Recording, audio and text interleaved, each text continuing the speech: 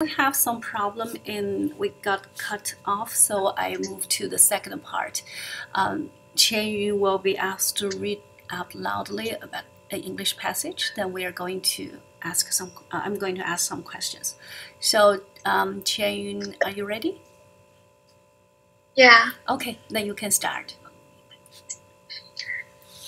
Jackie London's story, Call of the Wild Tales of a Bag, a dog storm from California who is taken to Alaska during the Klondike gold rush in the late 1980s.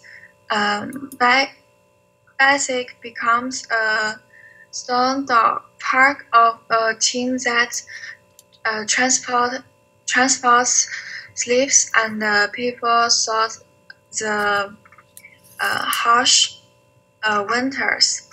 It was inevitable that the crash for leadership should come. Basic wanted it. He wanted it because it was his nature. Because he had been briefed and taught by that nameless,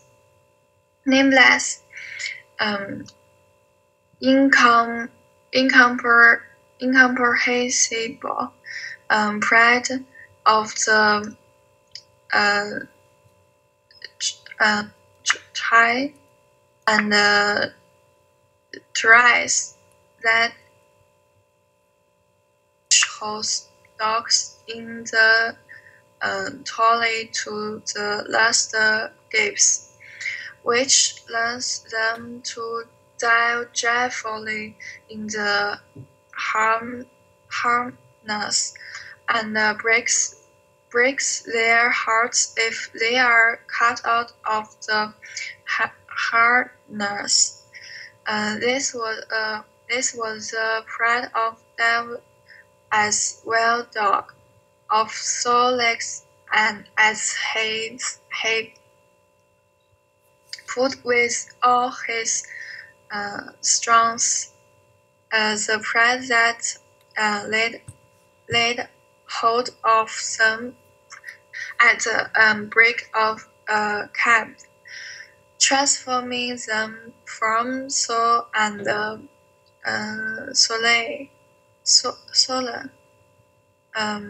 breeds into strong Asian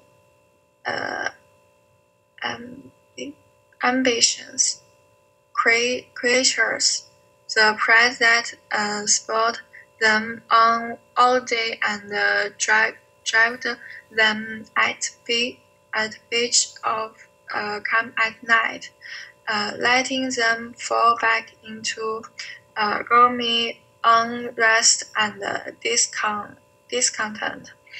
This was pride that bore up surprised surprised and made him trash the said dog who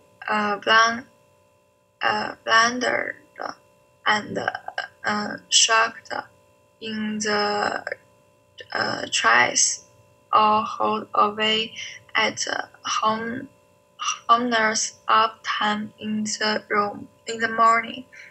Likewise, it was this pride that made him fare back as a possible lead dog, and this was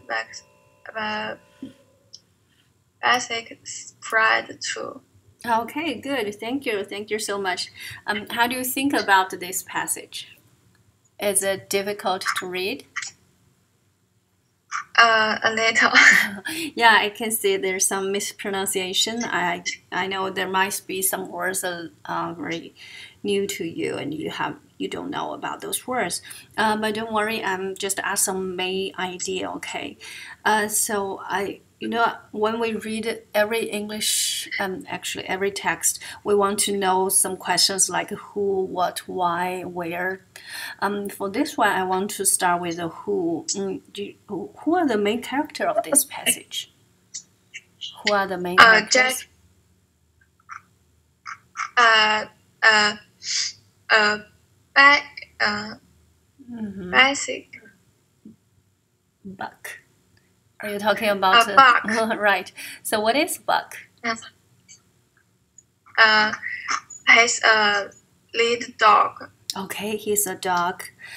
He's a dog. Is it a Buck like our pet, a pet animal, or it's a special type of dog?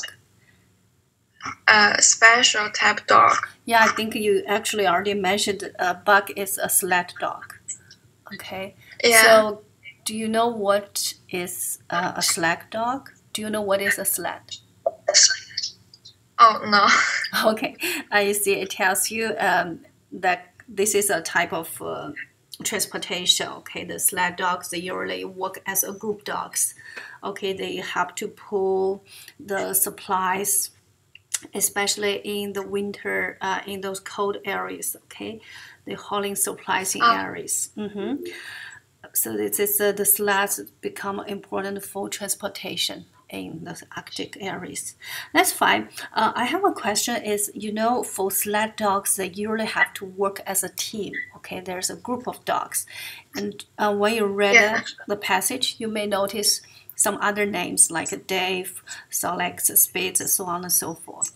My question is, how is the relationship among these dogs? Okay, what is the relationship between Buck and the other dogs? Are they friendly to each other? They so love each other, or they had some conflict?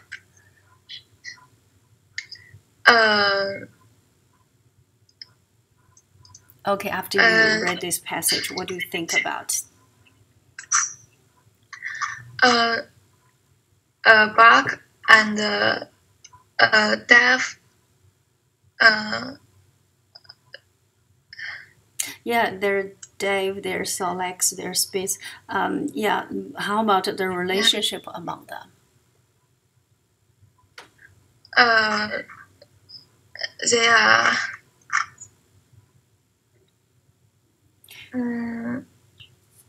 They are good. Okay, you thought they were very good to each other, right? They like each other. Yeah. You know what? On one hand, that is true because they have to, because they work as a team.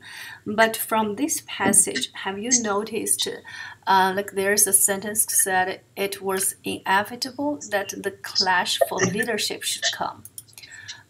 Do you know the meaning of this? Yeah. So what does that mean? For example, what's a word?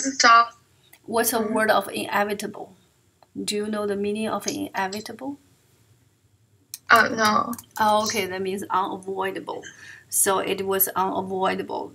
There's some clash for leadership. So actually, it tells about all of those.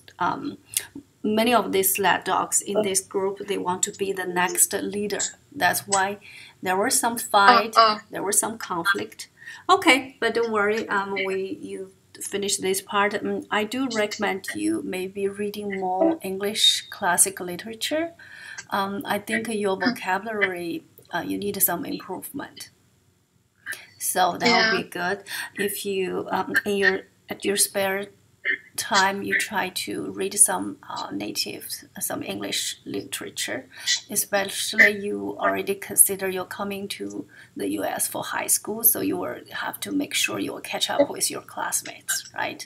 So it will save you lots of trouble if you get more prepared. Okay, wonderful. Thank you so much, Charlotte. It's really it's a pleasure talking with you, and I just wish you all the best. Do you have any questions? How many Chinese people in in your school? Okay, there's not many.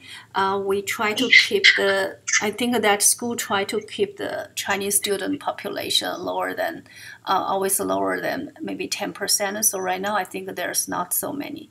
I don't have an exact number with me. I would say, maybe less than 20. Okay. Yeah. Okay. But that's a good question. If I find the answer, I'll let you know later. Okay. Thank you. Okay, good luck. And also, just I know it's almost midnight. Okay, go back to sleep. Okay, thank you. Bye. Bye.